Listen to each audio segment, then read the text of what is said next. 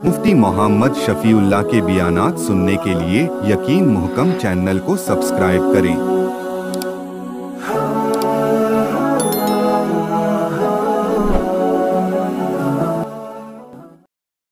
नहमदुहु व नुसल्ली अला रसूलिहिल करीम, अम्मा बअदु फ़अऊज़ु बिल्लाहि मिनश शैतानिर रजीम, बिस्मिल्लाहिर रहमानिर रहीम। कुल मन काना अदुव्वन लिजिब्रील फ़इन्नहु नज़्ज़लहु अला क़ल्बिका बिइज़्निल्लाहि मुसद्दिक़न लिमा बैन यदैहि व हुदन व बुशरा लिलमुमिनीन। मन काना अदुव्वन लिल्लाहि व मलाइकतिहि व रुसुलिहि व जिब्रील व मीकाल फ़इन्नल्लाह अदुव्वुन लिलकाफ़िरीन। सदक़ल्लाहुल अज़ीम। अल्लाहुम्मा सल्लि अला मुहम्मद व अला आलि मुहम्मद कमा सल्लैता अला इब्राहीम व अला आलि इब्राहीम इन्नका हमीदुम मजीद। अल्लाहुम्मा बारिक अला मुहम्मद व अला आलि मुहम्मद कमा बारकता अला इब्राहीम व अला आलि इब्राहीम इन्नका हमीदुम मजीद। साबिक़ा दर्स में यहूद ने जो रसूलुल्लाह सल्लल्लाहु अलैहि वसल्लम से सवाल किए थे, उनमें से दो सवाल और उनके जवाब जो नबी अलैहिस्सलातु वस्सलाम ने यहूद को दिए, उनमें से पहला सवाल ये था कि हज़रत याकूब अलैहिस्सलाम ने अपने आप पर कसम खाकर कौन सी चीज़ को हराम किया था।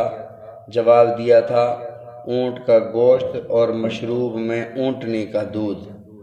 दूसरा सवाल ये किया था कि वो कौन सी चीज़ है जो तमाम अंबिया में मुश्तरक है, तो जवाब दिया था तमाम अंबिया की शान और ख़ासियत ये है कि नींद करते हुए आँखें सोती हैं, दिल बेदार रहता है। तीसरा सवाल उन्होंने किया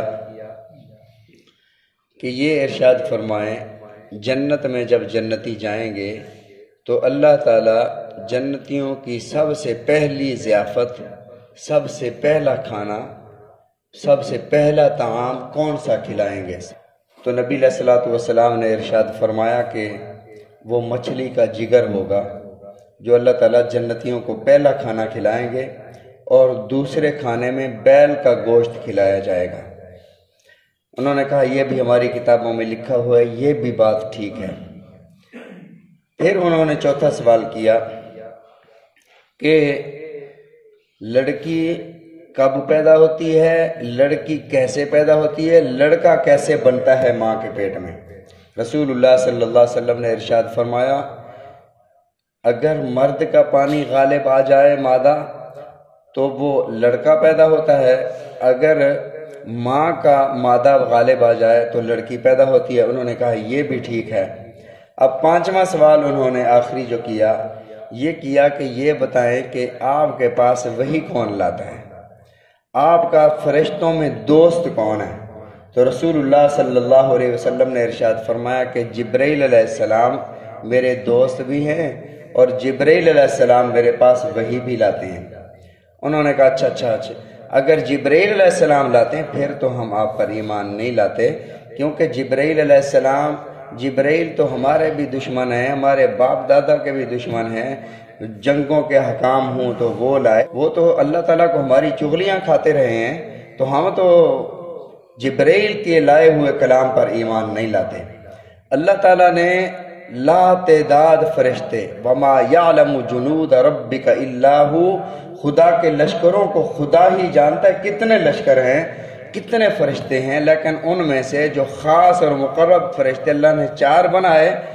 हामिलीन अर्श 8 फरिश्ते हैं, क़यामत के दिन जो अल्लाह के अर्श को थामे हुए 8 फरिश्ते होंगे, उनमें से 4 फरिश्ते ये हज़रत जिब्रील अलैहिस्सलाम, हज़रत मीकाईल अलैहिस्सलाम, हज़रत इसराफील अलैहिस्सलाम, हज़रत इज़राइल अलैहिस्सलाम होंगे। इमाम बुखारी रहमतुल्लाह अलैह ने किताब तफसीर में इसकी वजाहत फरमाई है कि जिब्रील, मीकाईल, इसराफील, इन तीनों का नाम अब्दुल्ला है, इनका मानी अब्दुल्ला है।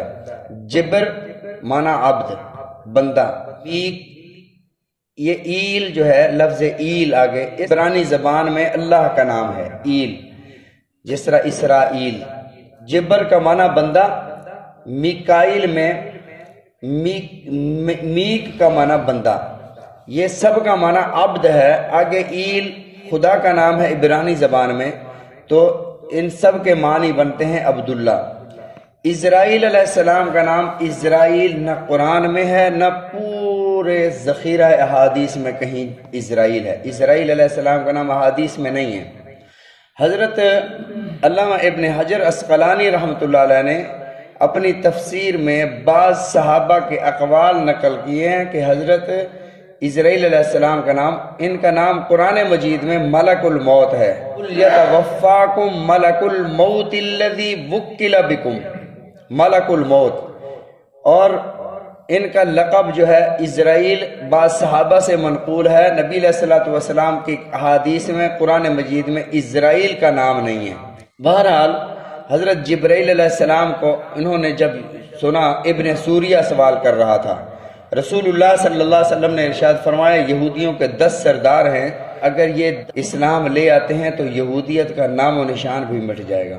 لیکن ان 10 میں سے صرف ایک یہودیوں کے سب سے بڑے عالم حضرت عبداللہ بن سلام رضی اللہ تعالیٰ عنہ اسلام لائے، باقی کوئی بھی اسلام نہیں لایا۔ ابن سوریہ یہودیوں کا سردار تھا، یہ سوال کر رہا تھا، یہ سارے سوال اس نے کیے تھے۔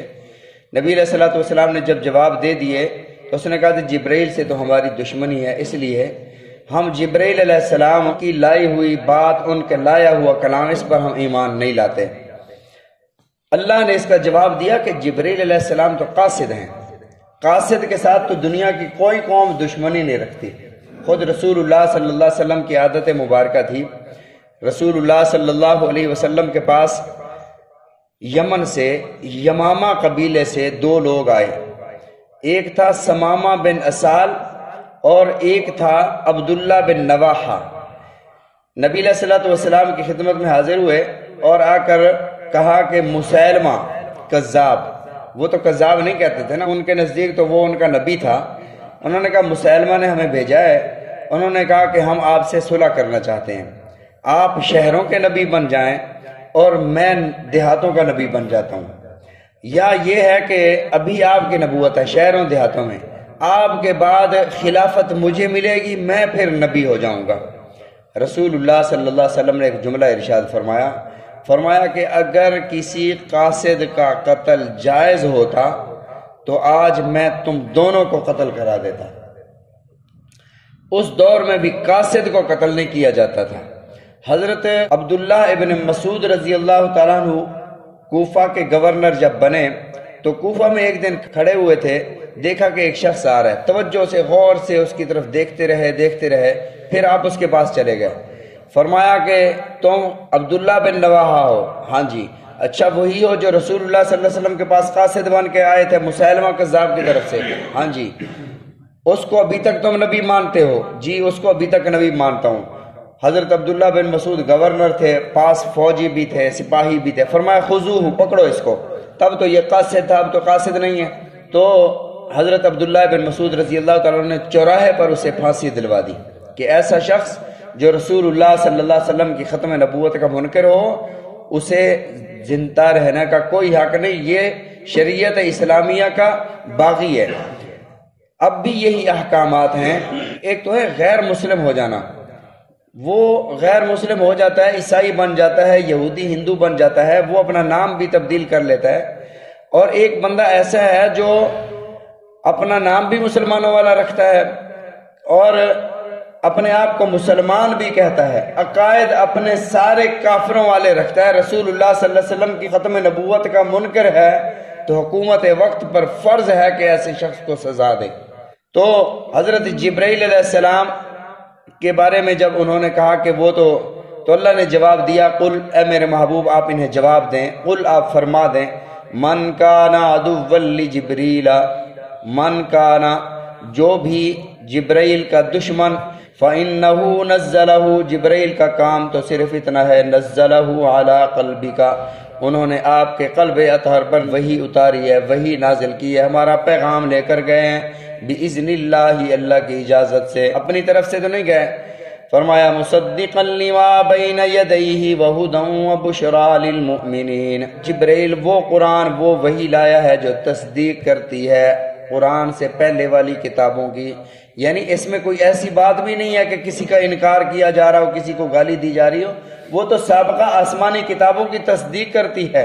دوسری جگہ ہے وَمُهَيْمِنًا عَلَيْهِ، یعنی یہ کتاب سابقہ آسمانی کتابوں کی نگرانی کرتی ہے، کہیں بھی کوئی تحریف کر دے تو یہ کتاب بتاتی ہے کہ فلاں جگہ تحریف ہو گئی ہے، تبدیلی ہو گئی ہے، لہذا اس کو ٹھیک کر لو۔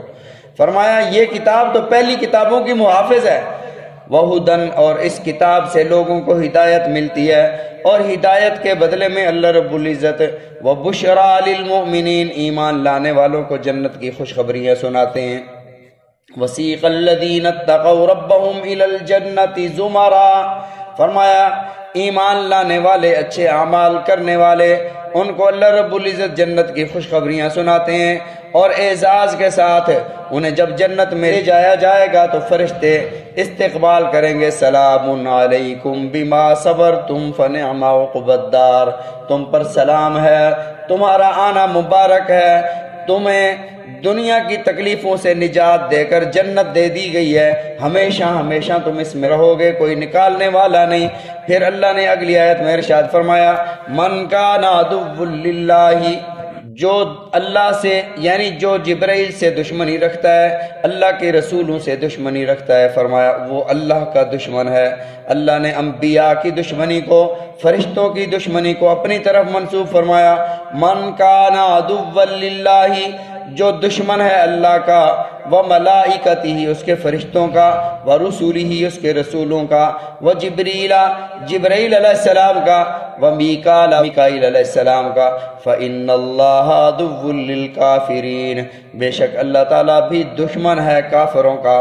پھر اللہ بھی دشمنی رکھتے ہیں کافروں سے، فرمایا کہ جو بندہ میرے کسی ولی سے دشمنی رکھتا ہے، من عادی لی ولیا فقد آذنتہ بالحرب، جو بندہ میرے کسی ولی سے دشمنی رکھتا ہے وہ میرے ساتھ جنگ کے لیے تیار رہے، اس کا خدا کے ساتھ اعلان جنگ ہے۔ فإن اللہ عدو للکافرین، بے شک اللہ بھی دشمن ہے کافروں کا۔ جو دشمن ہوتا ہے تو سب سے پہلے اس کی قیمتی چیز چھینتا ہے، جیسے میدان جنگ میں دشمن جب آپس میں ایک دوسرے سے لڑتے ہیں تو ایک دوسرے کی قیمتی چیز جو ان کے پاس ہتھیار ہوتے ہیں، جو ان کے پاس سرمایہ ہوتا ہے، وہ اس پر قبضہ کرتے ہیں۔ تو اللہ کے ہاں سب سے قیمتی ایمان ہے۔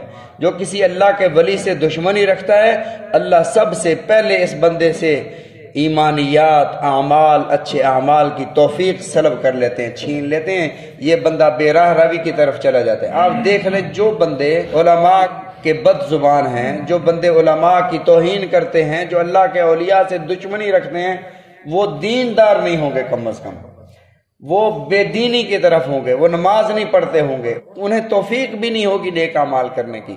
تو اللہ نے اصول ارشاد فرما دیا کہ رسولوں سے، فرشتوں سے، ملائکہ سے، صالحین سے جو دشمنی رکھتا ہے وہ خدا کا دشمن ہے۔ اللہ تعالی ہم سب کو قرآن مجید سمجھنے کی، عمل کرنے کی توفیق عطا فرمائے، رسول اللہ صلی اللہ علیہ وسلم کے فرامین سمجھنے کی، عمل کرنے کی توفیق عطا فرمائے۔